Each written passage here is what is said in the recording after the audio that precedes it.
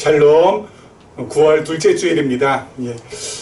낮에는 많이 기온이 올라가지만 그래도 아침 그리고 저녁으로는 날씨가 좀 선선해졌습니다.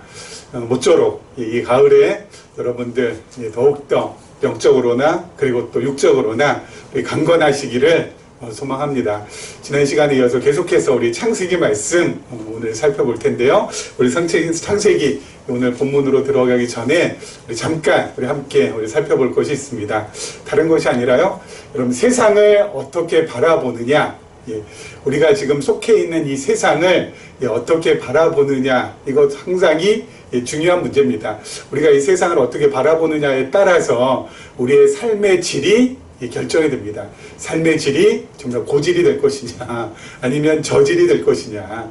기왕 이 땅에 태어나서 하나님의 자녀 예수 그리스도 제자 우리 성령의 동역자로 살아가는 우리가 삶의 질을 높이지 못하고 서양 사람들처럼 삶의 질을 낮게 살아간다면 이건 참 억울하고 그리고 또 너무너무 통탄한 일이 아닐 수 없습니다.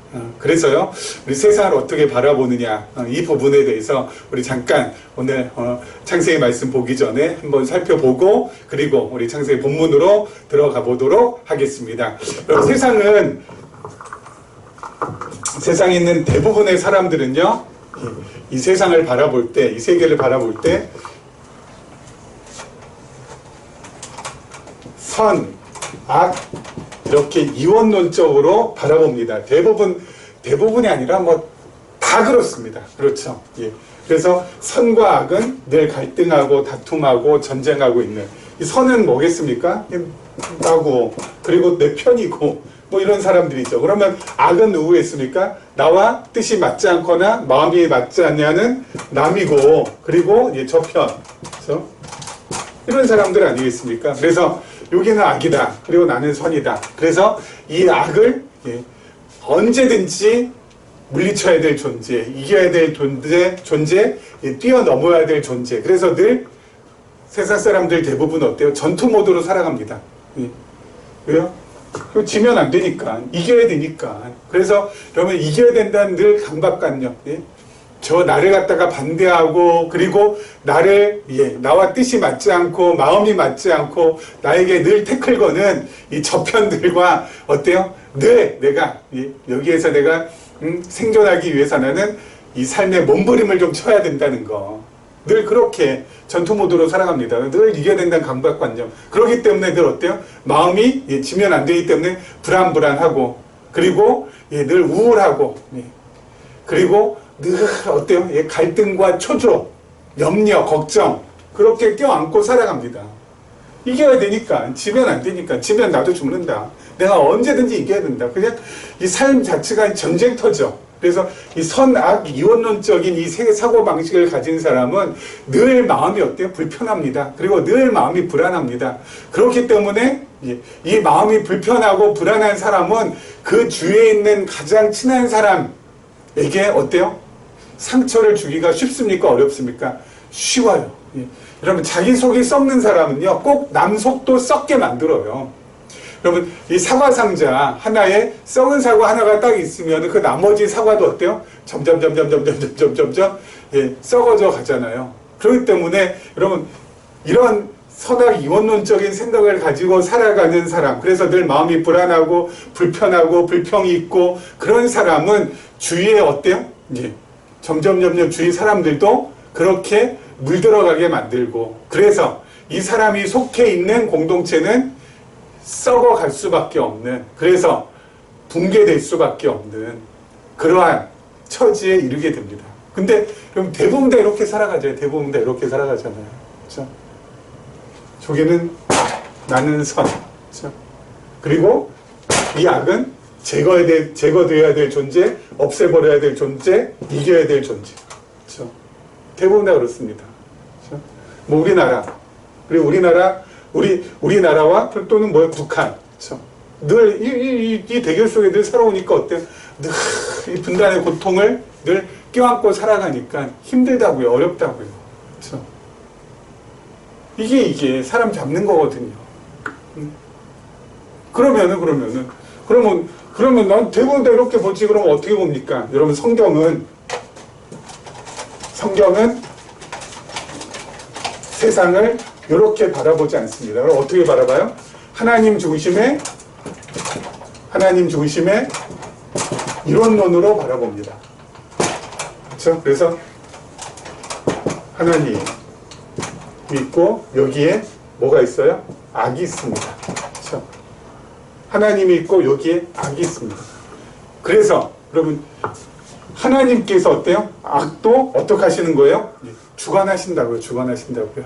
여러분 이사야 45장 7절 말씀 제가 한번 읽어보겠습니다. 여기서 나는 하나님이십니다. 나는 빛도 짓고, 그렇죠? 이 빛도 짓고, 그리고 어둠도 창조하셨다고. 그렇죠? 빛도 짓고, 어둠도 창조하셨다고요. 그리고 나는 평안도 짓고, 그리고 또 환란도 창조하나니 나는 여호와라 이 모든 일들을 행하는 자 아니라 하였노라. 그렇죠? 하나님께서 빛도 어둠도 평안도 환란도 그렇죠? 하나님께서 전부 다 뭐요? 지으셨다고요. 왜 그렇게 지으셨어요? 자, 잠언 16장 4절 말씀 읽어보겠습니다. 여호와께서 온갖 것을 그 쓰임에 적당하게 지으셨다고요. 빛도 어둠도 환란도 그리고 평안도 지으셨나니 악인도 악한 날에 적당하게 하셨느니라. 그렇죠? 악인도 악한 날을 위해서 적당하게 지으셨다고요. 악인도 하나님께서 하나님의 섭리의 도구로 사용하시기 위해서. 그래서 여러분 이 악도 뭐예요? 하나님께서 악한 날을 위하여서 지으셨다는 겁니다. 그렇죠? 그러면 여러분 이 선악 이론론적인 세상의 방식에서 하나님 중심의 이론론적인 방식을 가지고 살아가는 사람은 그러면은 어떤 부분이 크게 다를까요? 나를 반대하고 나와 뜻이 안 맞고 그리고 나와 마음이 안 맞는 사람들을 어떻게 해야 될까요? 무찔러야 될 세상, 이겨야 될 대상, 그리고 제거해야 될 대상으로 바라봐야 될까요? 아닙니다. 그럼 어떻게 바라봐야 돼요? 이 악은 하나님 중심의 이론론적인 생각을 가지고 살아가는 사람들은 이 악을 어떻게 바라봐야 돼요? 다른 게 아니라 이 악은 하나님께서 나를 위해서 연단하시고 단련시키기 위한 도구로 바라봐야 돼요. 나하고 뜻이 안 맞는 사람이 있으면 저 사람 무찔르거나 제거할 대상이 아니라 하나님께서 나를 어때요? 연단하거나 단련시키기 위한 도구로 내 곁에 두셨구나. 이렇게 바라봐야 된다고요. 그래서 그래야 어때요? 그래야 이 연단하고 단련시키기 위한 도구를 내 곁에 두신 누구를 볼 수 있어요? 하나님을 볼 수 있어요. 하나님. 선악 이론론에서는 하나님이 안 보입니다. 하지만 하나님 중심 이론론에서는 하나님이 보이게 돼 있어요. 야, 저 인간 내가 하는 일마다 태클 걸고 늘 나를 반대하고 쌍심지 키고 나를 힘들게 하지만 저 인간 뭐야? 하나님께서 나를 나되게 하시려고 나를 단련시키고 나를 훈련시키고 나를 연단시켜서 정말 나를 나되게 하시기 위해서 하나님께서 보내신 도구구나 라고 생각하면은 그 도구를 가지고 섭리하시고 역사하시고 이끌어 가시는 그 이면에 있는 하나님이 보여요. 하나님이 보이면은 어때요? 마음이 누그러집니다.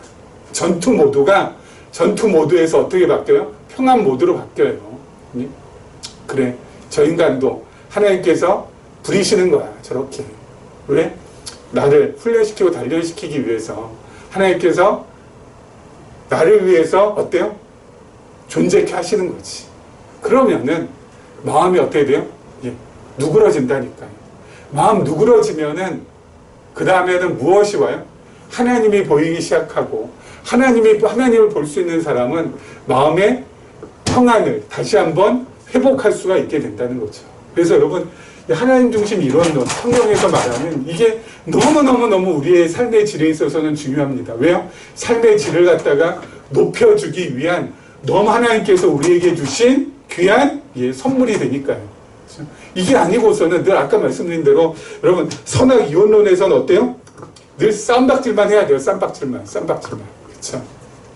그러면은 나도 힘들어지고 내 주위에 있는 사랑하는 사람들한테 내가 상처 주고 내 속도 썩고 내 주위에 있는 사랑하는 사람들의 속도 썩게 만들고 그래서 함께 어떻게 돼요?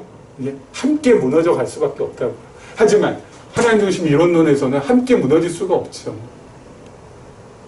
저렇게 설치는 저거, 그래 설치도록 내버려둬라. 하나님께서 나를 나되게 하시기 위하여서, 나를 나되게 하시기 위하여서 저렇게 설치는 거 아니냐. 여러분, 다윗이 자신의 아들 압살롬에 의해서 어때요? 예, 압살롬이 자기 왕권을 찬탈해가지고 이제 예루살렘을 떠나서 어때요? 도망을 가야 되는 처지는 었습니다. 그래서 다윗이 이렇게 이제 도망가거든요. 근데 이 다윗을 조롱하고 다윗을 비난하고 그리고 다윗한테 욕하는 사람이 하나 있었습니다. 이 시므이라는 사람이죠. 그 시므이가 이 다윗한테 욕하고 뭐 난리가 났어요. 그냥 예? 꼴 좋다. 아들한테는 저렇게 당해가지고 저렇게 도망가는 거 저거 하면서 그냥 놀리고 조롱하고 욕하고. 그러는데 신하들이 있다가 어때요? 저거 가서 그냥 뭘 할까 배울까 하니까 다윗이 놔둬라. 하나님께서 나를 나되게 하시기 위해서 나를 이렇게 치욕 가운데 두셔서 내가 더 하나님 앞에 겸손해지고 낮아지게 하시기 위한 도구로 저렇게 하나님께서 사용하시는 거 아니겠냐 하면서 그냥 갑니다. 여러분, 하나님 중심의 이론론을 가지고 생활하게 되면은 어때요? 그 모든 것들을 어때요? 잘 소화시킬 수가 있어요. 왜요? 그 배후에 있는 하나님이 보이시니까. 그 배후에서 역사하고 있는 하나님을 선명하고 뚜렷하게 볼 수 있으니까. 그러면은 뭐 어때요? 마음 누그러지는 건 당연하고, 마음 누그러지면은 어떻게 돼요? 마음 누그러 아까 말씀드린 평안을 회복할 수 있다. 여러분, 평안을 회복하면은 그 다음부터는 어때요? 크게 나를 괴롭히는 것이 있다 할지라도 그 모든 것들을 다들 어때요? 잘 넘겨갈 수 있고, 그리고 잘 극복해낼 수 있고, 잘 헤쳐나갈 수 있게 되는 거예요. 그래서 여러분, 하나님 이론론이 이렇게 중요합니다. 그래서 우리의 삶의 질을 어때요? 고차원으로 자꾸 가게 만드는 겁니다. 자꾸 적을 두고, 그리고 악한 세력을 두고, 물질러야 된다, 이겨야 된다, 제거해야 된다, 없애야 된다. 그게 없애지냐고요? 제거해지냐고요? 이 땅에 우리가 살아있는 동안 하나님께서 그렇게 두시는데 그게 왜 없어지겠냐고요? 나를 나되게 하고 그것이 없어지면은 그때부터 어때? 내가 하나님 되고자 난리칠 텐데 하나님께서 그것을 허락하시겠냐고요? 안 그렇습니까? 그래서 하나님께서 두시는 거예요. 자, 그러니까 도구다. 연단의 도구다. 훈련의 도구다. 그리고 단련의 도구다. 그렇게 생각하시면서 어때요? 나가시면은 그게 제일 정답입니다. 자, 우리 본문 말씀으로 들어가도록 하죠. 우리 창세기 말씀 우리 한번 보도록 하겠습니다. 우리 지난 시간에 이어서 19장이죠. 19장 1절부터 5절 말씀 우리 보도록 하겠습니다. 저녁 때에 그 두 천사가 소돔에 이르니 마침 롯이 소돔 성문에 앉아있다가 그들을 보고 일어나 영접하고 땅에 엎드려 절하며 이르되 내 주여 돌이켜 종의 집으로 들어와 발을 씻고 주무시고 일찍 일어나 갈 길을 가소서. 그들이 이르되 아니라 우리가 거리에서 밤을 새우리라. 롯이 간청하며 그제서야 돌이켜 그 집으로 들어오는지라. 롯이 그들을 위하여 식탁을 베풀고 무교병을 부으니 그들이 먹으니라. 그들이 눕기 전에 그 성사람 곧 소돔 백성들이 노소를 막론하고 원근에서 다 모여 그 집을 에워싸고 롯을 부르고 그에게 이르되 오늘 밤에 내게 온 사람들이 어디 있느냐 이끌어내라. 우리가 그들을 상관하리라. 자, 롯의 집에 이제 두 천사가 방문합니다. 그 소돔성이에요. 그런데 여기에 소돔 사람들이 얼마나 죄악이 가득하고 그리고 악독이 가득한지가 이 오늘 본문에 담겨져 있습니다. 그럼 오늘 본문에 보면 노소를 막론하고, 노소는 뭐예요? 젊은 사람이나 나이 든 사람이나 막론하고 원근에서 다 모였다고 합니다. 가까운 곳이나 먼 곳에서 다 모였대요. 왜요? 이 두 천사를 이끌어내려고. 왜 이끌어내려고 합니까? 오늘 말씀이니까 아주 점잖게 상관한다고 그랬는데, 여러분 상관한다는 것은 여러분 다른 것이 아니라 바로 뭐예요? 이 사람들하고 성적인 관계를 맺겠다는 뜻입니다. 성경의 표현대로 하면 남색하겠다는 겁니다. 아니, 남색하기 위하여서 노소를 막론하고 원근에서 이게 모일 일이냐고요, 이게. 그러니까 여러분, 그 당시 소돔 백성들, 고모라 백성들이 얼마나 죄악이 가득하고 마음에 이 타락함이 꽉 차 있는지를 우리가 확인할 수 있겠죠. 그렇지 않습니까? 노소를 막론하고 원근에서 다 모여가지고 처음 보는 사람, 롯을 구하러 온 이 두 천사를 상관하겠다고 끌어내라고 난리칩니다. 그래서 롯이 어때요? 이 사람들이 너무 많이 모여서 난리치니까 아직 결혼하지 않은 자기 두 딸을 갖다가 주겠다고. 이 롯도 제정신이 아니죠. 그 많은 사람들이 두 딸 주면 어떻게 되겠어요? 그런데도 그 사람들이 어때요? 아니라고 합니다. 그 남자 두 사람 그거 끌어내라고 합니다. 아무튼 이 완전히 망가질 대로 망가진 그 소돔의 백성들, 고모라의 백성들을 우리가 확인할 수가 있죠. 정말 의인은 없나니 하나도 없다라는 말씀이 딱 들어맞는 본문이 아닌가 싶습니다. 여러분, 그런데요, 하나님은 드러난 행위를 보십니까? 마음의 중심을 보십니까? 하나님께서는 드러난 행위를 볼까요? 마음의 중심을 보실까요? 마음의 중심을 보신다고 하셨습니다. 그렇다면 여러분, 아브라함도 이 소돔 백성들 못지 않습니다. 왜요? 아브라함도 자기 아내를 어때요? 애굽의 바로왕 앞에서 누이라고 속여가지고, 자기 아내를 갖다가 누이라고 속여가지고 애굽 왕이 자기 아내 사라를 갖다가 취하려고 하지 않습니까? 그렇죠? 게다가 하나님의 약속을 믿지를 못하고 사라의 몸종 하갈로부터 이스마엘을 낳아요. 그거 역시 어때요? 이 불신앙의 절정, 이 죄의 절정 아닙니까? 그리고 우리 다음 시간에 보겠지만은 그랄왕 이름이 보겠습니다. 그랄왕이 나옵니다. 그랄왕 앞에서도 애굽의 바로 앞에서 했던 것처럼 똑같이 자기 아내를 또 누이라고 합니다. 여러분, 한 번 실수는 병가지 상사라고 하는데 아브라함은 똑같은 실수 두 번이나 반복합니다. 그런 거 보면 여러분, 아브라함의 마음의 중심 역시 어때요? 죄악으로 가득 찼어요. 소돔 백성들 역시 죄악으로 가득 찼어요. 그런데 여기서 중요한 거, 아브라함은 그렇게 마음의 중심이 죄악으로 가득 차서 어때요? 드러난 행위 역시 죄악의 행위를 갖다가 하나님 앞에서 저질렀지만 아브라함은 흥했고 소돔의 백성들은 어때요? 망했다는 것입니다. 아니, 누구는 흥하고 누구는 망하고, 이거 왜 그럴까요? 둘 다 마음의 중심에는 죄악이 가득한 이 죄인인데, 어떤 사람은 그 마음에 가득한 죄를 밖으로 드러내서 범죄를 했음에도 불구하고 흥하는 사람이 있고, 어떤 사람은 어때요? 망하는 사람이 있다는 겁니다. 이거 이상하지 않아요? 둘 다 망하거나 둘 다 흥하거나 그래야 되는데 어떤 사람 흥하고 어떤 사람 망하고, 이거 왜 이래? 아브라함은 왜 흥합니까?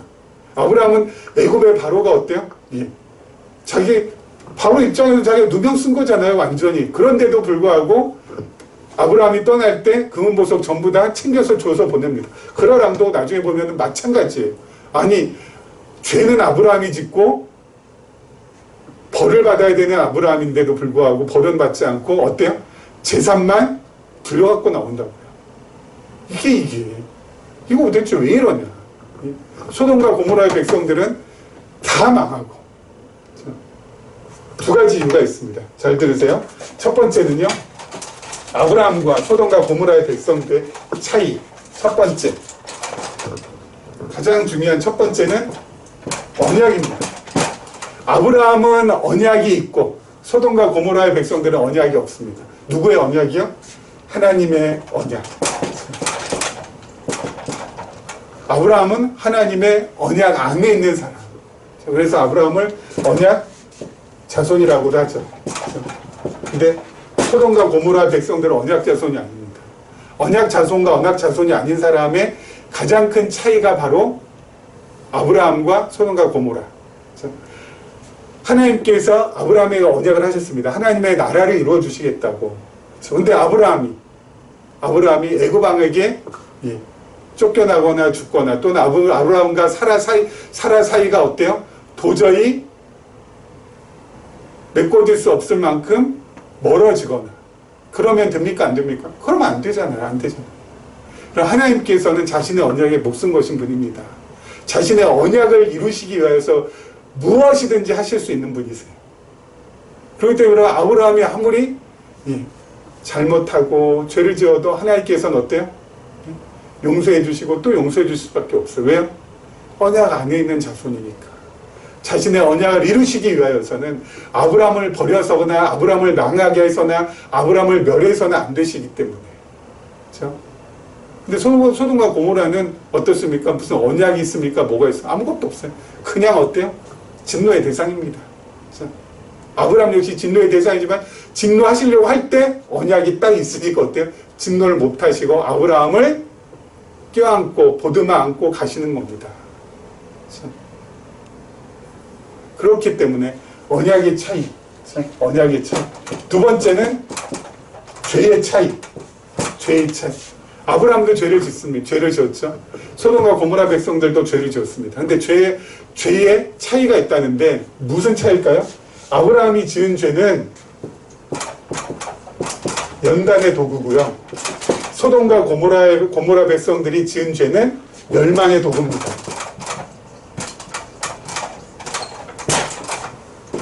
아브라함이 지은 죄는 자신을 연단시키기 위해서, 자신을 연단하고 단련시키기 위한 도구로서의 죄예요.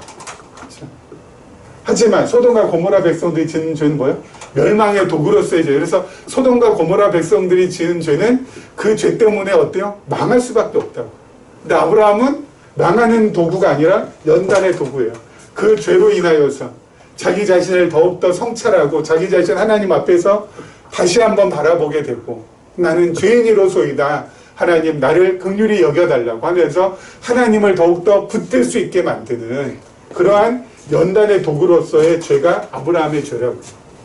우리들도 마찬가지. 우리들도. 여러분 로마서 8장 1절 우리가 너무나도 잘 알고 있죠. 그러므로 그리스도 예수 안에 있는 우리에게는 결코 정죄함이 없나니 할 때 여기 정죄라는 건 뭐예요? 죄로 정하는 거. 그렇죠. 정죄함이 없다면 우리들 지금도 죄를 갖다 밥 먹듯이 짓고 사는데 무슨 정죄함이 없어. 이거 당연히 다 죄인데 여기서 말할 때 그 정죄할 때 그 죄는 멸망의 도구로서의 죄가 없다는 겁니다. 우리한테는. 우리가 지금 짓는 죄도 뭐야? 아브라함처럼 우리를 연단하거나 단련시키는 도구일 뿐. 그래서 죄 때문에 힘들어하고 어려워하고 나의 죄 때문에 내 스스로가 너무너무 연약하고 어리석게 보이는, 그래서 하나님 외에는 도저히 찾아갈 수 있는 곳이 없는 나라는 인간을 갖다가 확인하기 위한 죄라는 거예요. 지금 짓는 죄는 나를 단련시키는 도구라고. 나를 지옥 보내고 나를 불태우기 위한 죄가 아니라. 왜요? 우리도 하나님의 언약 안에 있는 언약의 자손이기 때문에. 그러니까 여러분, 이게 하나님의 말씀을 우리가 그냥 설렁설렁 봐서 그렇지 곱씹고 그리고 자세히 살펴가고 자세히 깊이 있게 보면 볼수록 어때요? 감사가 나오지 않을 수가 없다고요. 그렇죠? 와, 하나님께서 나를 감사가 나오지 않을 수 없다고요. 여러분, 늘 감사할 수 있는 사람, 항상 감사할 수 있는 사람, 범사에 감사할 수 있는 사람은 세상에서 가장 복된 사람이고 행복한 사람입니다. 감사가 없는 사람은 삭막하고 건조하고 그리고 스스로를 병들게 만드는 사람이죠. 근데 여러분, 감동에 대해서 감사가 자꾸 있는 사람은 어때요? 이게 선순환의 역할을 해준다고 나에게 있어서. 근데 하나님 말씀이 바로 그러잖아요. 여러분, 소돔과 고모라가 지금 우리가 어떻게 될 건지 지금 전부 다 알고 있잖아요. 결국 어때요?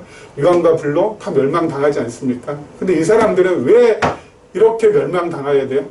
죄 때문에 멸망당하잖아요. 그럼 우리는 죄 안 짓나요? 우리도 똑같이 죄 짓잖아요. 그런데 우리는 왜 망하지 않을까요? 우리는 왜 지옥불에 쳐들어가지 않을까요? 이유는 하나, 하나님의 은혜가 하나님의 긍휼이 우리에게 닿아서, 그렇죠? 우리도 그들이나 진배 없는 사람들인데, 똑같은 사람들인데, 하나님께서 우리는 어때요? 은혜로 하나님의 자녀라고. 언제요? 창세 전에 택해 주셔서 여기까지 오게 해주시고, 그들은 창세 전에 어때요? 없었어요. 아무것도. 그러니까 결국은 진노의 불에 멸망당할 수밖에 없고. 그 차이, 여러분, 엄청난 차이죠. 엄청난 차이. 하늘과 땅 그 이상의 차이가 있다라는 겁니다. 그 은혜가 우리에게 임했다라는 거, 여러분 늘 기억해 주시길 바라겠고요. 자, 마지막 한번 보겠습니다. 12절부터 14절 말씀까지 한번 보죠. 그 사람들이 롯에게 이르되 이외에 내게 속한 자가 또 있느냐? 내 사위나 자녀나 성 중에 내게 속한 자들을 다 성 밖으로 이끌어내라. 그들에 대한 부르짖음이 여호와 앞에 크므로 여호와께서 이곳을 멸하시려고 우리를 보내셨나니 우리가 멸하리라. 롯이 나가서 그 딸들과 결혼할 사위들에게 말하 이르기를 여호와께서 이 성을 멸하실 터이니 너희는 일어나 이곳에서 떠나라 하되 그의 사위들은 농담으로 여겼더라. 그럼 롯의 사위가 하나님의 말씀을 농담으로 여겼다고 합니다. 여러분 정말 안타깝게 그지없는죠. 여러분 생사를 갖다가 판가름하는, 죽느냐 사느냐를 갖다가 결정짓는 이 말씀을 어때요? 농담으로 여겼다고 해요. 농담으로. 농담으로. 그도 그럴 수밖에 없는 것이 이유가 두 가지가 있습니다. 첫째는 근본적인 이유가 있고요. 두 번째는 표면적인 이유가 있습니다. 근본적인 이유는 다른 게 아니죠. 이때 결정난 거죠. 어떻게 해요? 근본적인 이유는 그들은 하나님의 자녀가 아니고 하나님의 언약 자손이 아니었다라는 거. 그러니까 들을 수가 없는 거고. 그리고 두 번째는 표면적인 이유로는 뭐예요? 그들이 여태까지 살아오면서 경험했던 모든 것들과 그리고 배웠던 모든 것들이 하나님의 말씀을 듣지 못하게끔 만들었어요. 경험과 지식이. 왜요? 그들이 살아오면서 아니 우리 소돔성이 여태까지 주변에 소돔보다 훨씬 더 큰 대적이 있었음에도 불구하고 멸망당하지 않았는데, 아니 보이는 적에게도 우리는 멸망당하지 않았는데 어떻게 보이지도 않는 하나님이 우리 성을, 소돔과 고모라 성을 멸할 수 있겠느냐. 그 당시 소돔과 고모라 성이 예루살렘 성에 거의 10배 이상이 되는 큰 성이라고 그 고고학자들이 얘기하고 있거든요. 그러니까 이 큰 성이 그 당시에 고대 시대에 여태까지 한 번도 멸망한 적이 없는데 적군에게, 아니 눈에 보이지 않는 하나님에 의해서 멸망이 당한다고? 말도 안 돼. 이 표면적인 이유와 그리고 근본적인 이유, 이 두 가지가 어때요? 맞물려 가지고 그들의 귀를 갖다가 막게 만든 거죠. 그러니까 하나님의 말씀을 농담으로 여긴 것입니다. 참. 여러분, 제가 몇 주 전에 난 기사를 하나 짤막하게 한번 읽어드릴게요. 짤막하게 읽어드릴 테니까 한번 들으시기 바랍니다. 직전 회차에서 로또 1등을 배출한 판매점에서 이번 회차에 또 1등이 나왔다. 좀처럼 보기 어려운 2회차 연속 로또 1등 배출점이 나온 것이다. 경기 평택시 탄현로에 있는 땡땡땡땡 로또 복권 판매점이 그 주인공이다. 바로 직전 회차에 이어 이번에도 1등이 나왔다. 여러분, 이 판매점에서 지난 회차에도 로또 1등이 나왔는데 이번 회차에도 1등, 연속으로 두 회차에 걸쳐서 1등이 나온다는 이게 진짜 보기 드문 일 아니에요? 여러분, 이 기사 딱 들었을 때 어떤 생각 나요? 경기 평택시 어디라고요? 나도 한번 거기 가서 한번 사볼까? 그런 마음이 이렇게 들지 않습니까? 여러분, 이 기사를 본 사람들은 누구나 다 그런 생각이 들 거예요. 어쩌면 지난 회차에서도 로또 1등, 이번 회차에서 로또 1등, 그럼 다음 회차에서 혹시 또 1등 나올 수 있는데 그게 내가 되면 좋지 않을까 해가지고 거기 주소라도 한번 더 보게 되는 거 아니겠습니까? 그렇죠?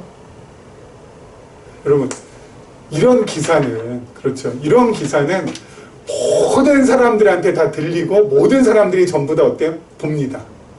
그런데 너무 희한한 것이 있습니다. 뭐예요? 하나님의 말씀은 듣는 사람과 듣지 못하는 사람으로 딱 나뉘어져요. 야, 참 희한하죠. 아니, 이 로또 2번 연거푸서 당첨됐다는 이 기사는 모든 사람들이 다 듣는데 하나님의 말씀은 들을 사람과 듣지 않을 사람 딱 둘로 나누죠. 그러면 하나님의 말씀에 들리는 사람은요, 그 하나님의 말씀의 깊이가 어디까지 깊어져요? 무한대까지 깊어져요. 그런데 듣지 못하는 사람은 어떻게 돼요? 10번이건 100번이건 1000번이건 10,000번이건 들려줘도 어때요? 마이동풍, 우이독경입니다. 들리지가 않아요. 들리지가 않아요. 너무 희한하지 않습니까? 그 이유가 있어요. 자, 우리 이사야서 제가 한번 읽어볼게요. 6장 9절. 여호와께서 이르시되 가서 이 백성에게 이르기를 너희가 듣기는 들어도 깨닫지 못할 것이요 보기는 보아도 알지 못하리라 하여 이 백성의 마음을 둔하게 하며 그들의 귀가 막히고 그들의 눈이 감기게 하라. 염려하건대 그들이 눈으로 보고 귀로 듣고 마음으로 깨닫고 다시 돌아와 고침을 받을까노라. 하나님께서 멸하기로 한 백성들 귀 막으시고 눈 막으신다는 겁니다. 깨닫지 못하게 하신다고. 깨닫지 못하게. 누가요? 하나님께서. 그래서 하나님의 말씀이 임하는 곳에는 딱 둘로 나눠진다고요. 듣는 사람, 듣지 못하는 사람. 깨닫는 사람, 깨닫지 못하는 사람. 아는 사람, 알지 못하는 사람. 보는 사람, 보지 못하는 사람. 딱 둘로 나눠져. 하나님의 말씀이 임하는 곳에 역사가 이렇게 일어납니다. 듣는 사람은 아까 말씀드린 대로 언약 백성들, 언약 자손들이 그리고 연단의 도구로서의 죄가 있는 사람들이에요. 들리지 못한 사람은 하나님께서 택하지 않은 사람들. 그래서 어때요? 그 죄가 멸망의 도구로 작용하는 사람들. 그런데 여러분, 우리가 뭐 대단한 존재입니까? 여기 모인 우리가 뭐 엄청난 존재예요? 그렇지 않습니까? 우리가 뭐 대단하거나 엄청난 거나 뭐 특별하거나 그런 거 하나도 없지 않습니까? 그럼에도 불구하고 하나님께서 저와 여러분들을 어떻게 해요? 택해 주셨다는 거. 자녀 삼아 주셨다는 거. 그래서 어때요? 말씀을 들리게 만들어 주셨다는 거. 말씀을 볼수록 해 주셨다는 거. 이게 여러분 우리 인생에서 일세일대의 정말 기적 중의 기적이고 엄청난 사건입니다. 그렇죠? 그렇지 않습니까? 우리가 이 말씀을 어디까지 볼 수 있어요? 무한대까지 볼 수 있어요. 말씀의 깊이를. 이 땅에 사는 동안 끝없이 여기가 이 말씀의 뜻은 아마 이게 아마 전부가 아닐까? 아니요. 그 파고 들어가면 더 깊은 곳에서 어때요? 또 다른 뜻이 나오고요. 그럼 이게 끝이 아닐까? 아니요. 더 들어가면은 더 또 깊은 뜻이 나오고요. 무한대로 파고 들어갈 수 있어. 왜요? 하나님께서 우리의 눈을 열어주시고 귀를 열어주셨기 때문에. 그래서 우리는 어때요? 평생토록 무한대로 하나님의 말씀을 깨달을 수가 있다는 거죠. 어저께 본 말씀, 그저께 본 말씀, 1년 전의 말씀, 10년 전의 말씀이 오늘 말씀, 내일 말씀, 10년 후의 말씀과는 차원이 다른 더 깊이 있고 더 심오한 말씀으로 우리에게 다가올 수 있다는 것입니다. 그래서 우리가 말씀하는 거예요. 그렇죠? 말씀하는 거예요. 젊은 시절 봤던 말씀하고요. 중년에 봤던 말씀하고요. 노년에 봤던 말씀이 완전히 또 어때요? 그 깊이가 달라집니다. 그래서 하나님의 말씀이 운동력이 있다고 하잖아요. 움직인다고. 활력이 있다고. 왜요? 그렇게 깊이 있게 봐지니까. 이 가을 여러분 뭐 하면서 지내시겠습니까? 부디 바라기는 하나님의 말씀을 무한대로 깨닫기 위하여서 하나님의 은혜를 구하고 늘 말씀 곁에 머무는 우리 모두가 되었으면 합니다. 이런 은혜가 우리 모두에게 함께하기를 주님의 이름으로 축원합니다.